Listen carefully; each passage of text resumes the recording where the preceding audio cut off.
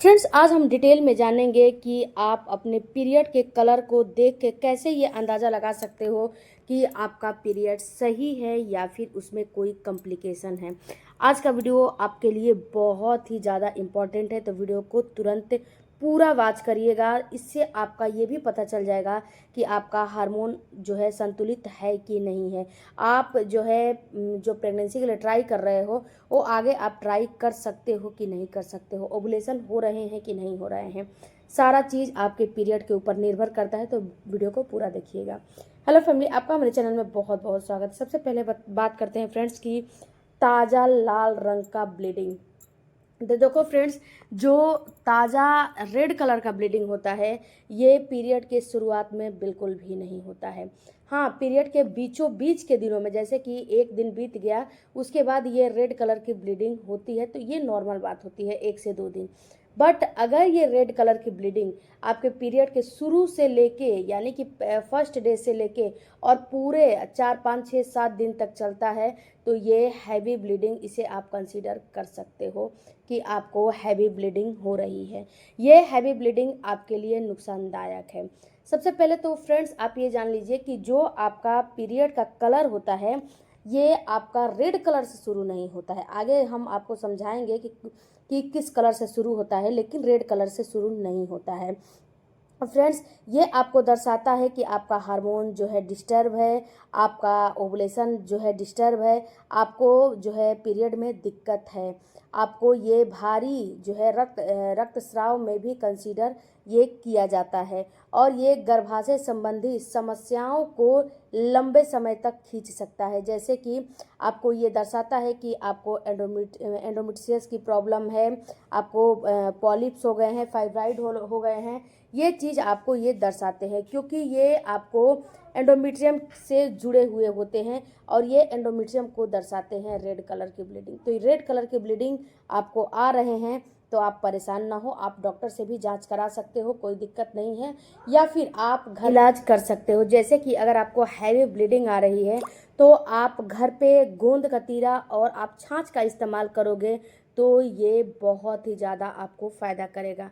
गोंद कतीरा आपका जो बॉडी है उसकी तासीर को ठंडा करेगा, और छाछ भी जो है, छाछ में इसको मिला के लोगे तो ये बहुत ज़्यादा फ़ायदा करेगा।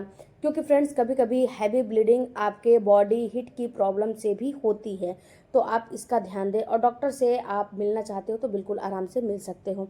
अब बात करते हैं फ्रेंड्स भूरे रंग का ब्लीडिंग। ये भूरे रंग का ब्लीडिंग आपका अगर पीरियड के शुरुआती में और पीरियड के लास्ट में आता है, तो ये बिल्कुल नॉर्मल कंसीडर किया जाता है। इसमें आपको परेशान बिल्कुल भी नहीं होना है। भूरे रंग की ब्लीडिंग अगर आपको पीरियड जब शुरू होता है, तो पीरियड रेड कलर की ब्लीडिंग से नहीं होता है। सबसे पहले ब्राउन कलर के ब्लीडिंग से ही आपका पीरियड की शुरुआत होती है, और लास्ट में जब पीरियड ख़त्म होता है तो उसमें भी ब्राउन कलर की ब्लीडिंग ही होके ख़त्म होता है। ऐसा नहीं है कि रेड कलर का होता है। तो ये बिल्कुल नॉर्मल कंसीडर किया जाता है। अगर इसी में आपको भूरे रंग की ब्लीडिंग, यानी कि ब्राउन कलर का डिस्चार्ज जो है ब्लीडिंग पूरा जो है पीरियड में चलता है, तो ये नॉर्मल कंसीडर आपको नहीं किया जाएगा। इसका मतलब है कि आपके अंदर एक्स्ट्रोजन और हार्मोन असंतुलन की प्रॉब्लम है। एक्स्ट्रोजन का स्तर जो है आपका निम्न स्तर का संकेत देता है, ये भूरे रंग का ब्लीडिंग एक्स्ट्रोजन का, और आपके हार्मोनल असंतुलन का ये ब्लीड जो है देता है, दर्शाता है आपको। अब इस कंडीशन में आपको क्या करना है? इस कंडीशन में आपको करना है, जब आपका पीरियड शुरू होता है तो उसमें आपको सौंफ का पानी का इस्तेमाल करना है। सौंफ के पानी को रात को भिगो दो, और सुबह में आप ग्राइंड करके या फिर आप इसे ऐसे भी छान के पी सकते हो। अगर आपको डायबिटीज़, शुगर वगैरह की प्रॉब्लम नहीं है, तो जो है धागे वाली जो मिश्री आती है ना, उसको भी इसमें डाल सकते हो, कोई आपको दिक्कत नहीं होगा। पीरियड आने के जो है फर्स्ट डे से लेके 15 दिन तक आपको हर महीने इसको पीना चाहिए। अगर आपको भूरे रंग की ब्लीडिंग पूरे जो है पीरियड के टाइम में आ रहे हैं, तब अगर सुबह यानी कि अगर आपको शुरुआत में और लास्ट में आ रहे हैं और बीच में रेड कलर का आ रहा है, तो ये आपका नॉर्मल है। ओके, अब तीसरा है हल्का गुलाबी जो है रंग का। यह तब हो सकता है फ्रेंड्स, जब आपका गर्भाशय का ग्रीवा तरल पदार्थ रक्त प्रवाह में मिल जाता है। यदि यह लगातार हल्का प्रवाह के रूप में देखा जाता है, तो यह आपके जो एक्स्ट्रोजन हार्मोन है उसके जो आपके शरीर में बन रहा है उसका चांस कम होता है कि एक्सोजन अच्छा से बन रहा है। आपके ओवुलेशन को भी ये बाधित करता है और आपके वज़न कम होने को भी ये दर्शाता है। अगर आपको हल्का पिंकिश यानी कि हल्का गुलाबी रंग की ब्लीडिंग पूरे महीने यानी कि पूरे पीरियड में चलती है तो ये सही बात नहीं है। अगर आपका पूरा जो है हल्का पिंक कलर का ब्लीडिंग चलता है तो ये जो आपका पिंक कलर का ब्लीडिंग है ये सही दिशा निर्देश नहीं है आपके लिए। आप अपने डॉक्टर से कंसल्ट कर सकते हो या फिर अपने डाइट को बैलेंस कर लेना तो ये सही हो जाएगा। उसके बाद फ्रेंड्स अगला है आपका जो है ब्लैक कलर की ब्लीडिंग। ये जो ब्लैक कलर की ब्लीडिंग है ना ये बिल्कुल भी आपके लिए सही नहीं है।